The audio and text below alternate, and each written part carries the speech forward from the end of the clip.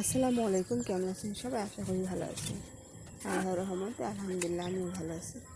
তো এই যে আজকে সকালবেলা আমি ধনে পাতা গাছ লাগাইতেছি, আর এখানে মরিচ শুকা দেওয়া ছিল, ওই মরিচগুলো আমি নিয়ে এসেছি, মানে এই মরিচগুলো ধান হতে দেওয়া হবে, এই কারণে নিয়ে আসলাম। মরিচগুলো অনেক শুকাইছে, আর আজকে বাড়িতে মেহমান আসবে, তো মেহমান আসবে এই কারণে সকাল সকাল সব কিছু করে নিছি।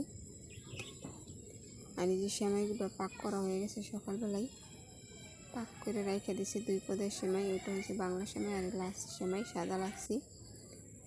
তো মেহমানের জন্য খাবার দাবারের আয়োজন করা হয়েছে, রান্না হয়ে গেছে। রান্না করাটা হয়তো দেখাতে পারিনি। ওইখানে করলা ভাজি আর মুরগির গোশ, আর এখানে ডিম ভুনা করা হইব। আমি ঝাল ছাড়া ওই কী যেন বলো ওটারে, ওইটা করা হইব, ডিমের জানি ওইটা। আর এখানে মাছও ঝাল ছাড়া রান্না করা হইব।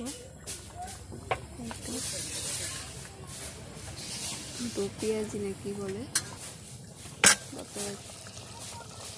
জানলে আমরা জানাইন কী বলে। আর এখানে গরুর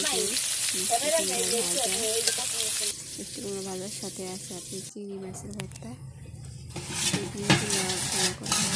করলা ভাজা এখানে করা হয়ে গেছে। কিছু শেয়ার করতে পারিনি, একটু গরম গরম আর ক্যামেরা